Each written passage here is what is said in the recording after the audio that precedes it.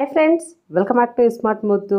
ఈ రోజు మన రెసిపీ ఏంటంటే వంకాయ వెల్లుల్లి కారం ఫ్రై. మన కూరల్లో రారాజు ఎవరు అని ఎవరినైనా అడిగినా, చిన్న పిల్లల్ని అడిగినా కూడా కళ్ళు మూసుకొని టక్కన చెప్పే ఆన్సర్ వంకాయే కదా, ఇంకేముంటది మరి.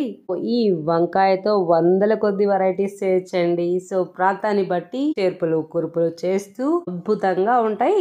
ఏం చేసినా వంటలు ఈ వంకాయతో కదా. చిన్న పిల్లల నుంచి పెద్దల వరకు ఇష్టంగా తినే కర్రీ. ఇట్టే సెట్ అయిపోతుంది. ఏమిట్లోకైనా, రైస్ లోకైనా, చపాతీలోకైనా, సైడ్ డిష్ గా అయినా చాలా టేస్టీగా ఉంటదండి. ఇంకెందుకు ఆలస్యం, లేట్ చేయకుండా రెసిపీలోకి వెళ్ళిపోదాం. Let start. నేను వీడియో క్లిప్ లో చూపిస్తున్న విధంగా ఒక పెద్ద వంకాయ అయితే తీసుకుంటున్నానండి. ఇది కొంచెం బ్లాక్ వంకాయ అంటారు కదా, ఆ వంకాయ అనమాట. ఇది ఆల్మోస్ట్ 200 గ్రామ్స్ వరకు ఉందండి.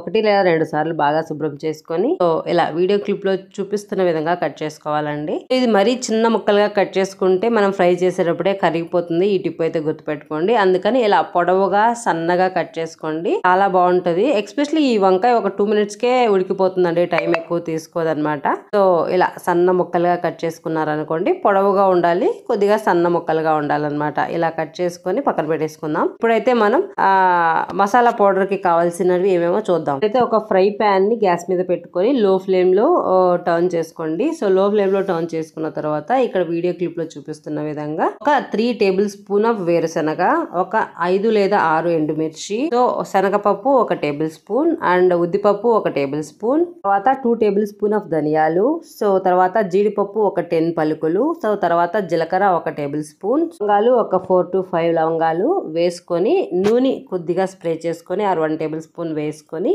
మీడియం ఫ్లేమ్ లో టర్న్ చేసుకొని గ్యాస్ ని ఇవి గోల్డెన్ కలర్ లో, లైట్ గోల్డెన్ కలర్ లో టర్న్ అయ్యేంత వరకు అయితే ఫ్రై చేసుకుందామండి. సో ఒక 4 to 5 minutes నాకు మీడియం ఫ్లేమ్ లో అయితే పట్టింది ఫ్రై అవ్వడానికి. సో ఇలా చక్కగా గోల్డెన్ కలర్ లోకి టర్న్ అయిన తర్వాత వీటిని తీసుకొని మిక్సీ జార్ లో పట్టుకోండి పౌడర్ గా. యాక్చువల్ గా నేను ఇక్కడైతే మిక్సీ జార్ లో పట్టలేదన్నమాట. సో రోట్ లో గచ్చాపచాగా కొట్టాను. అంటే పెద్ద రోల్ కాదండి, జస్ట్ మన తెల్లగడ్డ కొట్టుకుంటాం కదా, సో వెల్లుల్లి కొట్టుకుంటాం కదా, సో ఆ రోల్ అనమాట. చిన్న రోలు కొద్దిగా వేస్తూ గచ్చాపచాగా కొట్టాను. కొంచెం టైమే తీసుకుంది. పెద్ద రోల్ అయితే కొంచెం టైం తక్కువ తీసుకుంటది కదా.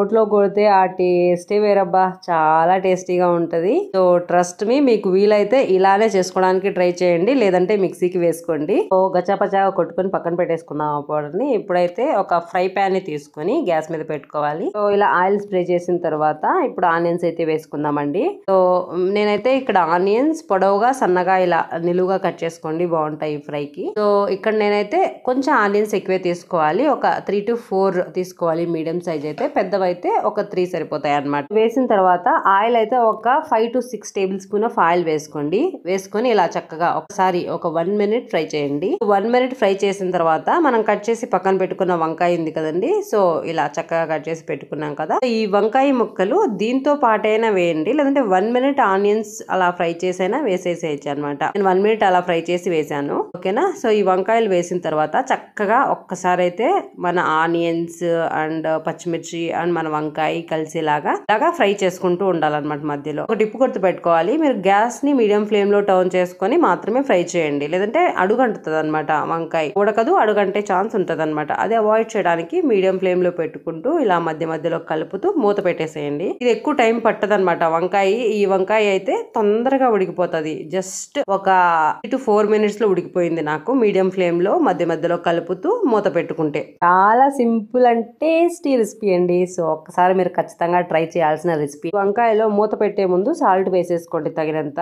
సో నేనైతే 1 టేబుల్ స్పూన్ ఆఫ్ సాల్ట్ వేసి చక్కగా ఒక్కసారి ఫ్రై చేశాను, ఎందుకంటే ఆనియన్స్ చక్కగా ఫ్రై అయిపోతుంది కదా, అందుకని. సో ఒక 4 to 5 minutes తర్వాత నేను మూత తీసాను, చూసారా చక్కగా అయితే ఉడికిపోయింది మన వంకాయ. ఇలా చేతితో ప్రెస్ చేసామనుకోండి, సో సాఫ్ట్ గా అలా ఉడికిపోయింది అనమాట. సో ఇప్పుడైతే మీరు ఒక టిప్ గుర్తు పెట్టుకోవాలి. సో అది గ్యాస్ ని మీడియం ఫ్లేమ్ లోకి టర్న్ చేసుకోండి, లేదంటే వంకాయ ఎక్కువ ఉడికిపోతుంది, అప్పుడు మనకి ముద్దలాగా అయిపోతుంది అనమాట. సో అందుకని లో ఫ్లేమ్ లోనే ఇలా ఉడికిపోయిన తర్వాత లో ఫ్లేమ్ లోనే పని మీరు మనం మసాలా, నేనైతే రోట్లో గచ్చా పచ్చాగా దంచానండి, నున్నగా కూడా దంచలేదు. ఇలా దంచితే చాలా బాగుంటది, ఎందుకంటే ఆ ఫ్రై రైస్ లో కలుపుకొని తినేటప్పుడు సో మనకి వేసిన జీడిపప్పు ముక్క కానీ, చిన్న ముక్క కానీ, మన పల్లీలు వేరుశెనగ ముక్క కానీ నోటి కింద పంటి కింద పడితే చాలా బాగుంటది నములుకొని తినడానికి. సో అందుకని మీరు మాక్సిమం ఇలానే చేయడానికి ట్రై చేయండి. మీకు వీలు లేదు అనుకో అనుకున్నప్పుడు మాత్రమే మిక్సీకి వేయండి. సో చూసారా, సో ఈ పౌడర్ ని వేసేసి లో ఫ్లేమ్ లో టర్న్ చేసుకుని గ్యాస్ ని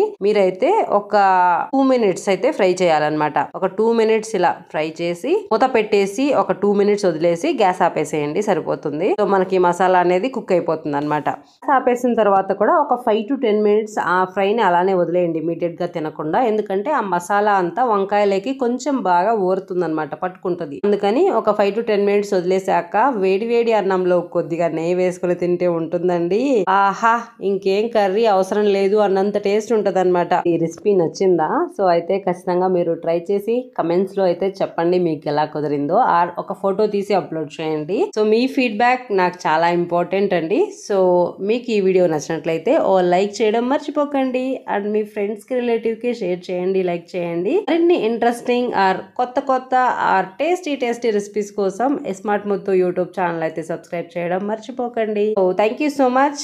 బాయ్. Subscribe for more.